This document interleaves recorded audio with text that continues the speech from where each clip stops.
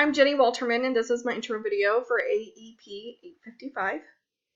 I am married with 5 kids, and 4 of them successfully launched out of the home, and our youngest is a 17-year-old junior. And I am a musician. Prior to teaching business, I was a music teacher, and I taught violin private lessons for about 20 plus years. And now I don't teach violin anymore, but I do play with my husband's classic rock and blues band occasionally. I also enjoy gardening immensely. It's one of my favorite hobbies, and knitting, kayaking, and reading. Professionally, I previously was a music teacher, and now I'm a secondary business ed teacher at Paola High School in Paola, Kansas.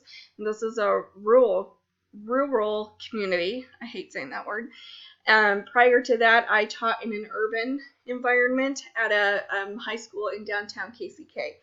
And so I went from one degree to another as far as cultural diversity and different types of learners and all of the sets of experiences that go with that.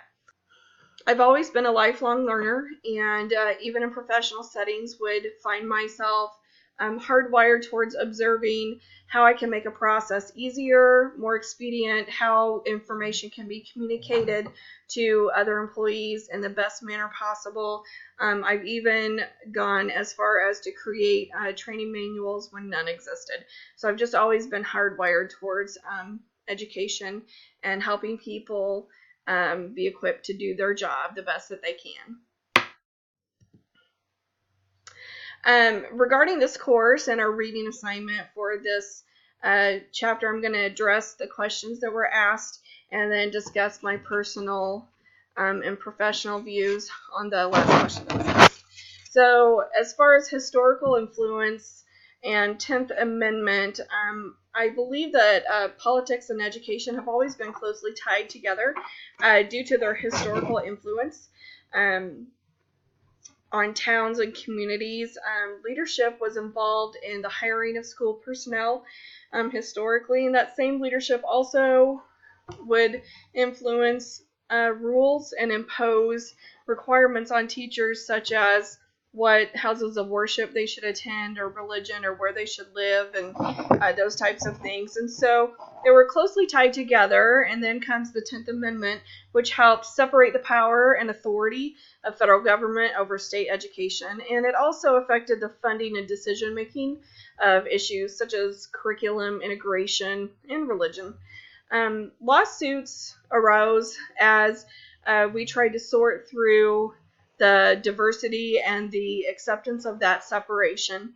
And this conflict and resolution of key social and educational issues just really helped the school system to assert itself separately as an entity from politics. And so even though they're kind of closely integrated, and we know that there's politics in every building that we go into, it's still separate from any religious or political affiliations, which I think is for the betterment of all children and families, and not just being representative of one group or demographic.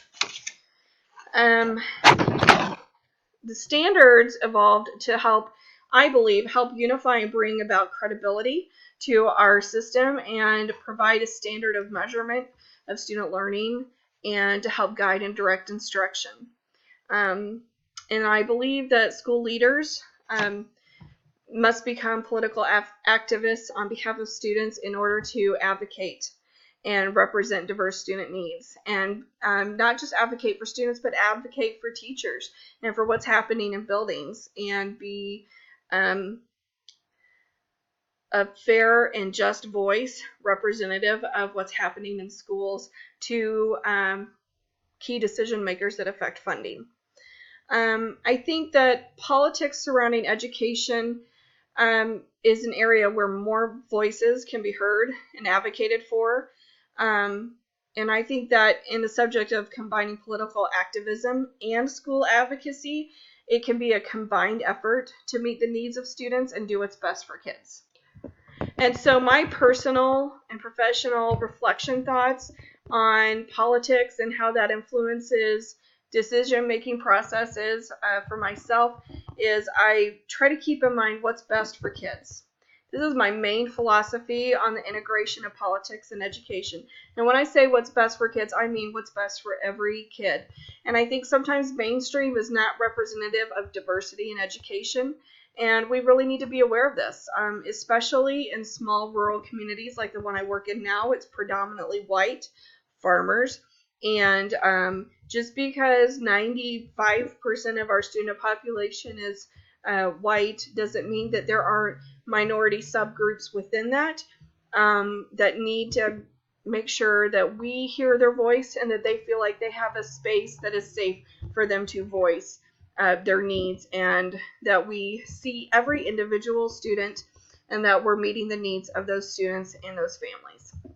So that's a little bit on the insight to me, and I look forward to discussing more with you guys in the discussion group.